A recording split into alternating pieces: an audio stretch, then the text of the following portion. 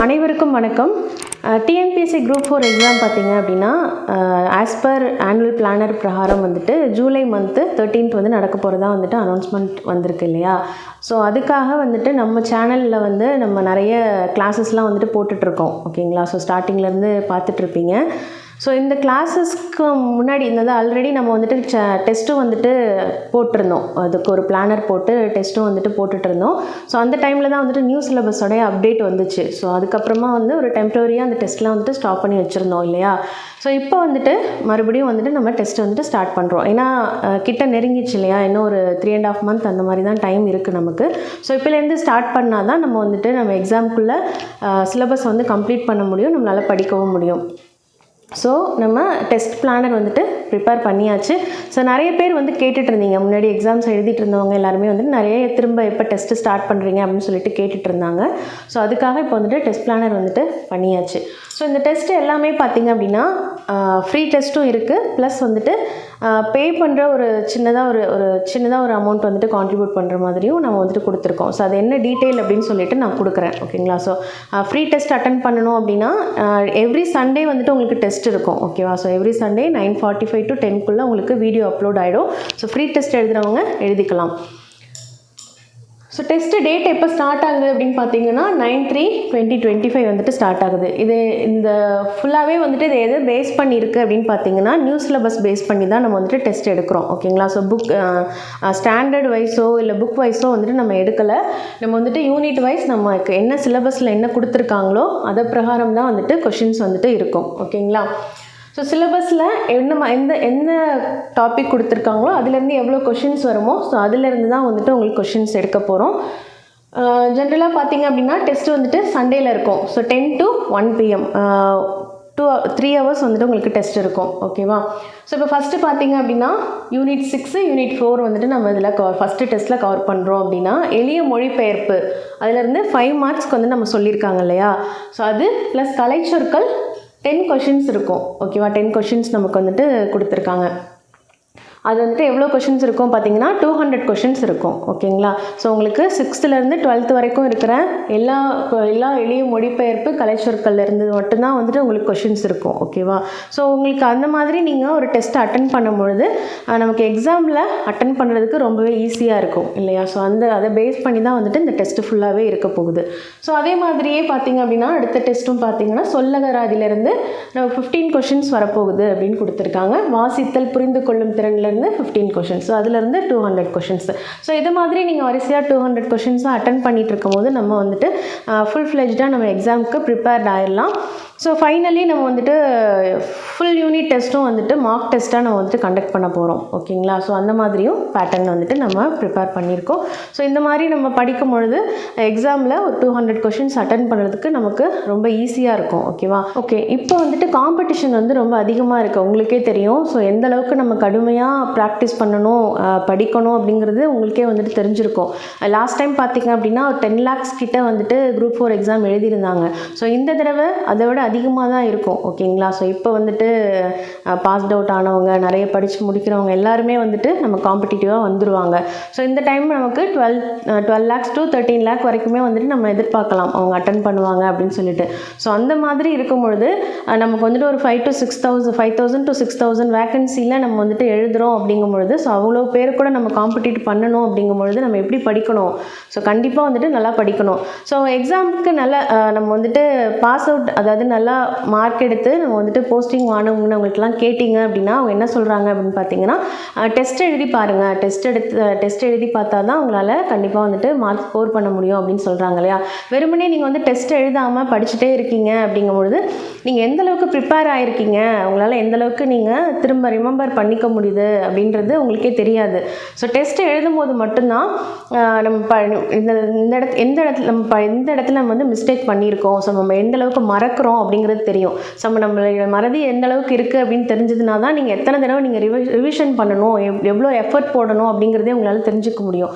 So கண்டிப்பாக வந்துட்டு எல்லாருமே சொல்கிற விஷயம் என்ன அப்படின்னா போஸ்டிங் வாங்குறவங்க எல்லாரும் சொல்கிற விஷயம் என்ன அப்படின்னு பார்த்தீங்கன்னா டெஸ்ட் எழுதி பார்க்குறது தான். ஸோ ப்ராக்டிஸ் பண்ணுறது டெஸ்ட் எழுதி பார்க்குறது தான் வந்துட்டு இம்பார்ட்டண்ட்டான ஒரு விஷயமா எல்லாருமே சொல்கிறாங்க.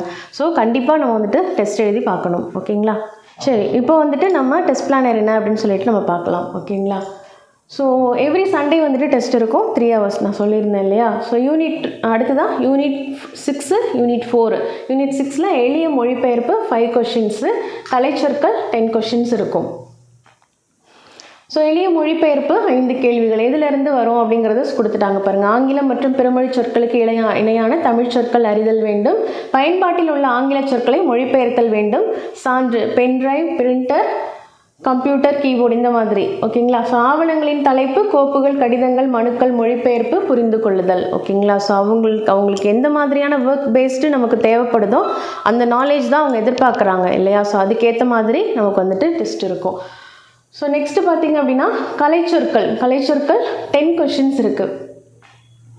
ஸோ இதில் பல்துறை சார்ந்த கலைச்சொற்களை, அதாவது அறிவியல், கல்வி, மருத்துவம், மேலாண்மை, சட்டம், புவியியல், தொழில்நுட்பம், ஊடகம், தகவல் தொழில்நுட்பம் உள்ளிட்ட பல்துறை சார்ந்த கலைச்சொல்லுக்கு நேரான தமிழ் சொற்களை அறிந்திருக்க வேண்டும். உதாரணம் சர்ச் இன்ஜின், தேடுபொறி, வலசை, மைக்ரேஷன், ஒவ்வாமை, அலர்ஜி, மரபணு, ஜீன், கடல் மைல், நாட்டிக்கல் மைல். ஓகேவா. ஸோ இந்த கலைச்சொற்கள் எளிய மொழிபெயர்ப்பு ரெண்டுமே சிமிலராக தான் இருக்கும். பட் கொஞ்சம் நம்ம வந்துட்டு இந்த கலைச்சொற்கள் அப்படிங்கும்பொழுது நம்ம புக்குக்கு பின்னாடி நமக்கு கலைச்சொற்கள் வந்துட்டு கொடுத்துருக்காங்க இல்லையா. ஸோ அதிலிருந்து தான் நமக்கு வந்துட்டு கொஷின்ஸ் வரும். ஸோ அது எதிலிருந்து வேணாலும் இருக்கலாம். ஓகேங்களா. ஸோ இப்போ நம்ம வரலாறே பார்த்துட்ருக்கோம். ஸோ வரலாறுக்கு பின்னாடி கலைச்சொற்கள் நிறைய இருக்குது நம்ம பார்க்குறோம் இல்லையா. ஸோ அதிலிருந்து இதில் வந்துட்டு கொஷின்ஸ் இருக்கலாம். அதே மாதிரி எளிய மொழிபெயர்ப்பு அப்படிங்கும்பொழுது நமக்கு தேவையானது. ஓகேங்களா. ஸோ இதுலேருந்து ஈஸியாக நம்ம எப்படி நம்ம மொழிபெயர்க்கிறது எப்படி நம்ம தெரிஞ்சுக்கிறோம் அப்படிங்கிறது மாதிரியான டெஸ்ட்டு தான் அது. ஓகேவா. ஸோ அவ்வளோதான். ஓகேங்களா. ஸோ இது ரெண்டுமே வந்துட்டு சிமிலராக தான் இருக்கும், கொஞ்சம் ஒரு டிஃப்ரென்ஸ் தான் இருக்கும். ஓகேங்களா. ஸோ அது மாதிரியான கொஷின்ஸ் வந்துட்டு இதில் வந்துடும். அடுத்ததான் பார்த்தீங்கன்னா 16th மார்ச் வந்துட்டு டெஸ்ட்டு என்ன டெஸ்ட் அப்படின்னு பார்த்தீங்கன்னா யூனிட் 2 அண்ட் யூனிட் 5. யூனிட் 2ல் சொல்லகராதி 15 கொஷின்ஸ் இருக்கும். ஓகேங்களா. ஸோ யூனிட் 5ல் வாசித்தல், புரிந்து கொள்ளும் திறன் 15 கொஷின்ஸ். ஓகேங்களா.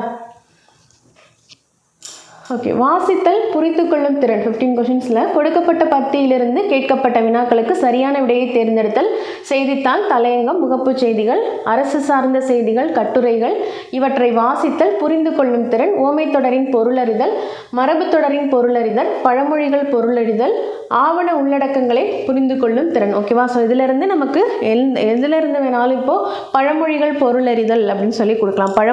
ஒரு பழமொழியை கொடுத்து ஸோ அதுக்கு வந்துட்டு என்ன பொருள் அந்த ஆப்ஷன் நம்ம கொடுத்து நமக்கு வந்துட்டு கேட்கலாம். அந்த பழமொழி எதுக்கான பொருள் மீனிங் தருது அப்படிங்கிறது.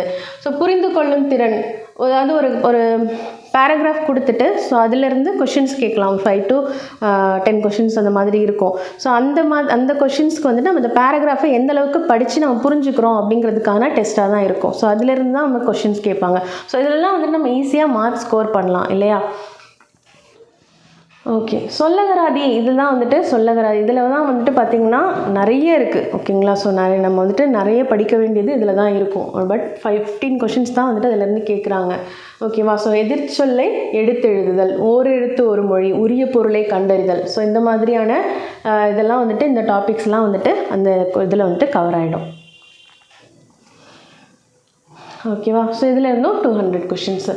அடுத்ததான் 23rd March unit 1 and unit 3 இலக்கணம் 25 கேள்விகள், எழுதும் திறனில் 15 கேள்விகள். ஓகேங்களா. ஸோ உங்களுக்கு தெரிஞ்சிருக்கும் இலக்கணம்லேருந்து 25 கொஷின்ஸ் வந்துட்டு வரப்போகுது.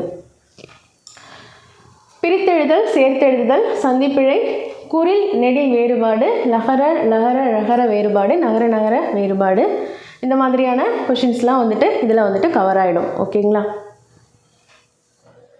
ஓகே. எழுதும் திறன் அப்படிலேருந்து 15 கொஷின்ஸ் சொல்லியிருந்தோம் இல்லையா. அப்போது சொற்களை ஒழுங்குபடுத்தி சொற்றொடர் அமைத்தல். ஓகேவா. ஸோ நமக்கு வந்துட்டு வார்த்தைகள் வந்துட்டு மாறி மாறி இருக்கும். ஸோ அதை வந்துட்டு நம்ம ஒரு ஆர்டராக வந்துட்டு எழுத தெரிஞ்சிருக்கணும். ஓகேங்களா. ஸோ தொடர் வகைகள், செய்வினை, செயற்பாட்டு வினை, தன்வினை, பிறன்வினை, ஒருமை பன்மை, பிழையறிந்து சரியான தொடர் அறிதல். ஓகேங்களா. ஸோ ஒருமை பன்மை பிழையறிந்து, அதாவது அதாவது பன்மையில் வர வேண்டிய இடத்துல ஒருமையில் கொடுத்துட்டு நமக்கு கொஷின்ஸ் வந்துட்டு அது அங்கே என்ன வரணும் அப்படிங்கிறத நம்ம கேட்டிருப்பாங்க. ஸோ அது பன்மையில் என்னன்றது நம்ம வந்துட்டு கரெக்டான ஆன்சர் பண்ணணும். ஸோ அதே மாதிரி உல்டாவாகவும் கொஷின்ஸ் இருக்கும். அதே மாதிரி மரபு தமிழில் திரைமரபு உயர்திணை, அம்மா வந்தது. ஸோ அம்மா வந்தது அப்படின்னு சொல்லலாமா, அம்மா வந்தாள்னு சொன்னால் கரெக்டாக இருக்கும், அம்மா வந்தாள்னு சொன்னால் தான் கரெக்டாக இருக்கும். ஸோ இந்த மாதிரியான கொஷின்ஸ் தான் வந்துட்டு எழுதும் திறன், நம்ம எப்படி எழுதணும் அப்படிங்கிறதுக்கான ஒரு டெஸ்ட்டு. ஓகே. ஸோ இது வந்துட்டு முடிஞ்சிடும். அடுத்ததாக பார்த்தீங்கன்னா 30 மார்ச் ஓகேங்களா. ஸோ அதில் வந்துட்டு யூனிட் 7 இலக்கியம் தமிழ் அறிஞர்களும் தமிழ் தொண்டும் 15 கொஷின்ஸ் அதிலிருந்து வருது. ஓகே, இலக்கியம் தமிழறிஞர்களும் தமிழ் தொண்டும். ஸோ இதில் வந்துட்டு பார்த்திங்கன்னா திருக்குறள் தொடர்பான செய்திகள் எவ்வளோ 20 அதிகாரங்கள் மட்டும். ஸோ அந்த அதிகாரங்கள் எவ்வளோ அப்படிங்கிறது. ஸோ அதிலேருந்து கொஷின்ஸ் இருக்கும். அதுக்கப்புறமா பார்த்திங்க அப்படின்னா இங்கே அறநூல் தொடர்பான செய்திகளில் நாலடியார், நான்மணி கடிகை, பழமொழி 400, முதுமொழி காஞ்சி அப்படின்லாம் கொடுத்துருக்காங்க இல்லையா. ஸோ அது அடுத்ததாக தமிழ் தொன்மை சிறப்பு திராவிட மொழிகள் தொடர்பான செய்திகள். இதில் வந்துட்டு உவே சாமிநாத ஐயர், தேப்போ மீனாட்சி சுந்தரம். ஸோ இது தமிழ் பணி தொடர்பான செய்திகள். ஸோ இது எல்லாமே வந்துட்டு இந்த யூனிட்டில் வந்துட்டு கவர் ஆகுது ஓகேங்களா. ஸோ இது வந்து 15 கொஷின்ஸு. ஓகே, ஸோ இதிலேருந்து 200 கொஷின்ஸ் நம்ம இப்போ வந்துட்டு இந்த ப்ளூ கலரில் மார்க் பண்ணியிருக்கேன் இல்லையா. ஸோ இதெல்லாமே வந்துட்டு பார்த்திங்க அப்படின்னா தமிழ் ஓகேங்களா. ஸோ பொது தமிழ்லேருந்து வர கொஷின்ஸ் தான் வந்துட்டு நம்ம வந்துட்டு அட்டன் பண்ண போகிறது. அடுத்ததாக பார்த்திங்கன்னா ஜிகே வந்தாச்சு. அடுத்தது ஜிகே எப்போ ஸ்டார்ட் ஆகுது பார்த்திங்கன்னா 6ஆம் தேதி ஸ்டார்ட் 6ஆம் தேதி ஏப்ரல் மாதம் ஸ்டார்ட் ஆகுது. யூனிட் 5 ஓகேங்களா. ஸோ யூனிட் 5ல் இந்திய பொருளாதாரம் மற்றும் தமிழ்நாட்டில் வளர்ச்சி நிர்வாகம் 20 கொஷின்ஸ் வந்துட்டு அதிலேருந்து வரும். ஸோ இதிலேருந்து நமக்கு 200 கொஷின்ஸ் வந்துட்டு நம்ம கேட்க போகிறோம் நம்மளுடைய டெஸ்ட்டில். ஓகே, யூனிட் 5 பாருங்கள். இந்திய பொருளாதாரம் மற்றும் தமிழ்நாட்டில் வளர்ச்சி நிர்வாகம். இந்திய பொருளாதாரத்தின் இயல்புகள், 5 ஆண்டு திட்ட மாதிரிகள், ஒரு மதிப்பீடு, திட்டக்குழு மற்றும் நிதி ஆயோக். ஓகேவா. ஸோ இதில் இந்த இந்திய பொருளாதாரம் சம்பந்தமான மற்றும் தமிழ்நாட்டில் வளர்ச்சி நிர்வாகம் சம்பந்தமான டாபிக்ஸ் எல்லாம் இதில் இருக்கு இல்லையா. ஸோ இதிலேருந்து தான் கொஷின்ஸ் வந்துட்டு 200 கொஷின்ஸ் உங்களுக்கு வரும். ஸோ 13/4 அதாவது ஏப்ரல் மாதம் 13ஆம் தேதி ஓகேங்களா. யூனிட் 3 இந்தியாவின் வரலாறு மற்றும் இந்திய தேசிய இயக்கம். ஓகே, இந்தியாவின் வரலாறு பண்பாடு மற்றும் இந்திய தேசிய இயக்கம். இதில் இருந்து 10 கொஷின்ஸ் ஓகேங்களா. இதில் சிந்து சமவெளி நாகரிகம் தொடங்கி குப்தர்கள், தில்லி சுல்தான்கள், முகராயர்கள் மற்றும் மராத்தியர்கள், தென்னிந்திய வரலாறு ஓகேங்களா. ஸோ இது மாதிரி நம்மளுடைய அதோட தொடர்ந்து தேச தலைவர்கள் இவங்களுடைய இதெல்லாம் வந்துட்டு அப்புறம் கொடுத்துருக்காங்க. தமிழ்நாட்டு விடுதலை போராட்டத்தின் பல்வேறு முறைகள் மற்றும் இயக்கங்கள் ஓகேங்களா. ஸோ நம்ம சமூக சீர்திருத்தவாதிகள் அவங்களுடைய பற்றின செய்திகள். ஸோ எல்லாமே வந்துட்டு இதில் வந்துடும் இல்லையா. ஸோ இதெல்லாம் கம்ப்ளீட்டாக வந்துட்டு படிக்கிற மாதிரி இருக்கும். இதிலிருந்து 200 கொஷின்ஸ் இருக்கும்.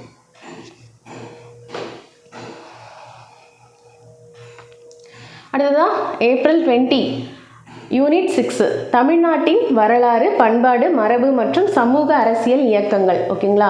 ஸோ இந்த யூனிட் 6ல் தமிழ்நாட்டுடைய வரலாறு பண்பாடு மரபு மற்றும் சமூக அரசியல் இயக்கங்களில் உள்ள கேள்விகள் வந்துட்டு நம்ம பார்ப்போம் ஓகேவா. இதில் பார்த்தீங்க அப்படின்னா தமிழ் சமுதாய வரலாறு, அது தொடர்பான தொல்லியல் கண்டுபிடிப்புகள், சங்ககாலம் முதல் இக்காலம் வரையிலான தமிழ் இலக்கியம் ஓகேங்களா.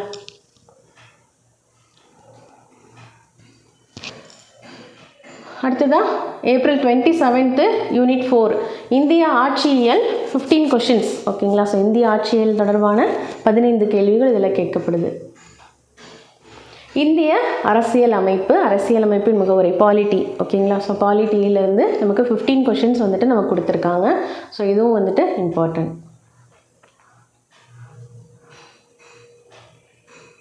அடுத்தது பாருங்கள், மே மந்த்து ஸ்டார்ட் ஆகிடுது. மே மந்த்து 4th மே யூனிட் 2 புவியியல் ஓகேங்களா. ஸோ ஜியாகிரஃபி ரிலேட்டடாக நமக்கு வந்துட்டு 5 கொஷின்ஸ் இருக்குது ஓகேங்களா. ஓகேவா. ஸோ இந்த ஜியாகிரஃபியில் நமக்கு வந்துட்டு புவி அமைவிடம், இயற்கை அமைவுகள், பருவமழை, மழைப்பொழிவு, ஸோ இது தொடர்பான விஷயங்கள்லேருந்து நமக்கு டெஸ்ட் வந்துட்டு கொஷின்ஸ் வந்துட்டு இருக்கும் ஓகேவா. 200 கொஷின்ஸ் இருக்கும். அடுத்ததாக மே 11 ஓகேவா யூனிட் 1 பொது அறிவியல் ஓகேவா. இதிலேருந்து 5 கொஷின்ஸு. பொது அறிவியலில் பேரண்டத்தின் இயல்பு, இயற்பியல் அளவுகளின் அளவீடு. ஸோ இந்த பொது அறிவியல் கண்டிப்பாக வந்துட்டு படிங்க. இதில் 5 கொஷின்ஸ் தானே, புவியியல் 5 கொஷின்ஸ் தானே அப்படின்னு சொல்லிட்டு விட்டுறாதீங்க. கண்டிப்பாக வந்துட்டு படிச்சுக்கோங்க. ஓகே, ஏப்ரல் 18 and 25 பார்த்தீங்கன்னா யூனிட் 1 and 2 திறனறிவு காரணவியல் கொடுத்துருக்காங்க இல்லையா, மேத்ஸ் ஓகேங்களா. ஸோ கணிதத்திலிருந்து வர கொஷின்ஸ் தான் வந்துட்டு இதில் வரும். அதாவது 15 + 10 25 கேள்விகளுக்கு வந்துட்டு உங்களுக்கு இருக்கும். திறனறிவு மனக்கணுக்கு நுண்ணறிவும் அப்படின்னு இருக்கு இல்லையா. திறனறிவு சுருக்குதல், விழுக்காடு, மீப்பெரு, பொதுக்காரணி இதிலிருந்து 15 கேள்விகள் இருக்கும். அடுத்ததாக காரணவியல் ஓகே, தருக்க காரணிவியல், புதிர்கள், பகடை இந்த மாதிரியான கொஷின்ஸ்லாம் வந்துட்டு 10 இருக்கும் ஓகேங்களா. ஸோ அது டோட்டலாக 25 கொஷின்ஸ் இருக்கும். ஓகேங்களா? ஸோ இது வந்துட்டு 6th-லேருந்து 10th வரைக்கும் இருக்கிற புக்கிலேருந்து உள்ள கொஷின்ஸ் மட்டும்தான் நமக்கு வரும் இல்லையா எக்ஸாமுக்கு. ஸோ அதிலேருந்து தான் நமக்கு இந்த 200 கொஷின்ஸும் நம்ம எடுத்துக்க போகிறோம். அடுத்ததாக பார்த்தீங்கன்னா ஜூன் 1, ஓகேங்களா, ஜூன் 1 கரண்ட் அஃபேர்ஸ், அதுலேருந்து 200 கொஷின்ஸ் நம்ம இருக்கும். ஓகேங்களா? கரண்ட் அஃபேர்ஸ் அப்படிங்கும்பொழுது லாஸ்ட் 6 monthsலேருந்து உள்ள கொஷின்ஸ் எல்லாமே வந்துட்டு வரும். ஸோ அதோடு நமக்கு வந்துட்டு யூனிட் வந்துட்டு ஃபுல்லாகவே வந்துட்டு கவர் ஆகிடும். அதுக்கப்புறமா பார்த்தீங்க அப்படின்னா ஃபுல்லாக 10 மார்க் டெஸ்ட் வந்துட்டு கண்டினியூஸாக இருக்குது உங்களுக்கு. ஒரு 8th-லேருந்து ஸ்டார்ட் ஆகுது. ஓகேங்களா? ஸோ 8th-லேருந்து ஸ்டார்ட் ஆகுது. அடுத்ததாக 15th, 22nd, 29th அப்படின்னு சொல்லிட்டு 1 month ஃபுல்லாக வந்துட்டு ஃபுல் யூனிட் மார்க் டெஸ்ட் இருக்கும். அதுக்கப்புறம் ஜூலையில் பார்த்தீங்க அப்படின்னா கண்டினியூஸாக 6, 7, 8, 9, 10, 11 வரைக்குமே வந்துட்டு உங்களுக்கு மார்க் டெஸ்ட் வந்துட்டு இருக்கும். ஓகேங்களா? 4 டெஸ்ட்டு வீக்லி ஒன்ஸ் இருக்கும். அதுக்கப்புறமா உள்ள டெஸ்ட்டு கண்டினியூஸாக 6 days வந்துட்டு இருக்கும். ஓகேவா? ஸோ அது முடிஞ்சதுக்கப்புறமா 12th வந்துட்டு பார்த்திங்கன்னா ஒரு லைவ் டிஸ்கஷன் இருக்குது. ஓகேங்களா? ஸோ எக்ஸாம் டிப்ஸுக்காக உங்களுடைய டவுட்ஸ் என்ன அப்படிங்கிறது நீங்கள் லைவாக வந்துட்டு அட்டென்ட் பண்ணி நீங்கள் வந்துட்டு என்ன அப்படின்னு சொல்லிட்டு கேட்டுக்கலாம். ஸோ இதில் நம்ம வந்துட்டு இப்போது ஃபார் எக்ஸாம்பிள் இப்போ எக்ஸாமில் நமக்கு அந்த கொஷினுக்கு ஆன்சரே தெரியலை அப்படின்னா ஸோ அப்போ என்ன மாதிரி ஆன்சர் பண்ணணும் அப்படிங்கிற மாதிரியான டிப்ஸ்லாம் வந்துட்டு உங்களுக்கு அதில் வந்துட்டு கொடுக்கப்படும். ஓகேங்களா? அடுத்ததாக 13th பார்த்தீங்க அப்படின்னா Group 4 ஃபைனல் எக்ஸாம். இந்த டேட் வந்து நமக்கு சேஞ்சஸ் இருக்கலாம். ஓகேங்களா? 13th கொடுத்துருக்காங்க, அந்த டேட்டே நடக்கலாம், இல்லைனா அதை விட கொஞ்சம் தள்ளி போகி நடக்கிறதுக்கான வாய்ப்புகள் இருக்குது. ஸோ அது மாதிரி இருந்துச்சு அப்படின்னா ஸோ அந்த டைமில் உங்களுக்கு அகெயின் மார்க் டெஸ்ட் வந்து கண்டக்ட் பண்ணுவோம். ஓகேங்களா? ஸோ டோட்டலாக நீங்கள் இப்போ இந்த 200 கொஷின்ஸ் ஃபுல்லாகவே வந்துட்டு நீங்கள் அட்டன் பண்ணிங்க இல்லையா, 23 டெஸ்ட் இருக்கும் உங்களுக்கு. 23 டோட்டலாக வந்துட்டு 23 டெஸ்ட்டு 4600 கொஷின்ஸ்க்கு வந்துட்டு உங்களுக்கு வந்துட்டு ஆன்சர் தெரிஞ்சிருக்கும். ஓகேவா? ஸோ இப்போ இந்த டெஸ்ட்டு ஃபீஸ்ன்னு 20 rupeesனு போட்டிருக்கோம் இல்லையா. ஸோ இது எதுக்காக அப்படின்னு பார்த்தீங்க அப்படின்னா நிறைய பேர் வந்துட்டு லாஸ்ட்டாக அந்த டெஸ்ட் நடந்தப்போலாம் வந்துட்டு எனக்கு பிடிஎஃப் கொடுங்க, கொஷின்ஸ் வந்து பிடிஎஃபாக அனுப்புங்க, ஆன்சர் கீ வந்துட்டு பிடிஎஃப் கொடுங்க அப்படின்னு சொல்லிட்டு கேட்டிருந்தீங்க. ஓகேங்களா? ஸோ இந்த மாதிரி நம்ம பண்ணும் பொழுது அதுக்காக ஒரு ஆளை வந்துட்டு ஃபிக்ஸ் பண்ணி நம்ம வந்துட்டு அந்த ஒர்க்கை வந்து அவங்கள்ட்ட கொடுக்குற மாதிரி இருக்குது. கொஷின்ஸ் பேப்பர் ப்ரிப்பேர் பண்ணுறதுலேருந்து அதுக்கப்புறம் ஆன்சர் கீ ரெடி பண்ணுறதுலேருந்து அவங்க வந்துட்டு சம் டைம் வந்துட்டு அவங்களுக்கு வந்துட்டு அவங்க ஸ்பெண்ட் பண்ணுற மாதிரி இருக்குது. ஓகேவா? ஸோ அதுக்காக ஒரு சின்ன ஒரு கான்ட்ரிபியூஷன் அவங்களுக்கு கொடுக்கணும் இல்லையா. ஸோ அதுக்காக தான் இந்த 20 rupees. ஓகேவா? இல்லை நீங்கள் வந்துட்டு அந்த 20 rupees கொடுக்க முடியாது அப்படிங்கும்பொழுது நீங்கள் ஃப்ரீயாகவே அட்டன் பண்ணிக்கலாம். வீடியோ வந்துட்டு உங்களுக்கு அந்த டைமுக்கு அப்லோட் ஆகிடும், நீங்கள் வந்துட்டு ஃப்ரீயாகவே அட்டன் பண்ணிக்கலாம். பட் ஆன்சர் கீ வந்துட்டு உங்களுக்கு கிடைக்காது. ஓகே, இந்த QR கோடை வந்துட்டு ஒரு ஸ்க்ரீன்ஷாட் எடுத்துக்கோங்க. ஒரு 1 minute வந்துட்டு இது ஸ்க்ரீன்லேயே உங்களுக்கு ஷோ ஆகும். ஓகேங்களா? ஸோ நீங்கள் இப்போ வந்துட்டு அமௌண்ட் பே பண்ணுறீங்க இல்லையா, 20 rupees அப்படின்னு சொல்லிட்டு நீங்கள் சென்ட் பண்ணிவிட்டு ஸோ அது கூடவே உங்களுடைய எந்த டெஸ்ட்டுக்கான பேமெண்ட்டு, உங்களுடைய நேமு, வாட்ஸ்அப் நம்பர் அதை வந்துட்டு ஒரு அதில் டெக்ஸ்ட் மெசேஜ் இருக்கும்ல, ஸோ அதில் வந்துட்டு டைப் பண்ணி எனக்கு அனுப்பிடுங்க. ஓகேங்களா? ஸோ அந்த வாட்ஸ்அப் நம்பருக்கு நான் உங்களுக்கு வந்துட்டு கொஷின் பேப்பர் பிடிஎஃப்பும் ஆன்சர் கீயும் உங்களுக்கு வந்துட்டு நான் சென்ட் பண்ணிவிடுவேன். ஓகே, எல்லாருமே வந்துட்டு டெஸ்ட்டை வந்துட்டு மிஸ் பண்ணாமல் அட்டன் பண்ணுங்கள். ஸோ இதுக்கு நமக்கு இருக்கிற லாஸ்ட் சான்ஸ் அப்படின்னு நினச்சிக்கோங்க. ஓகேங்களா? ஸோ இந்த லாஸ்ட் 3.5 months நம்ம படிக்கிறது தான் வந்துட்டு நமக்கு வந்துட்டு நம்மளோட லைஃபையே வந்துட்டு சேஞ்ச் பண்ண போகுது அப்படின்னு வந்துட்டு அதை மட்டும் மைண்டில் வச்சுட்டு படிங்க. ஓகேங்களா?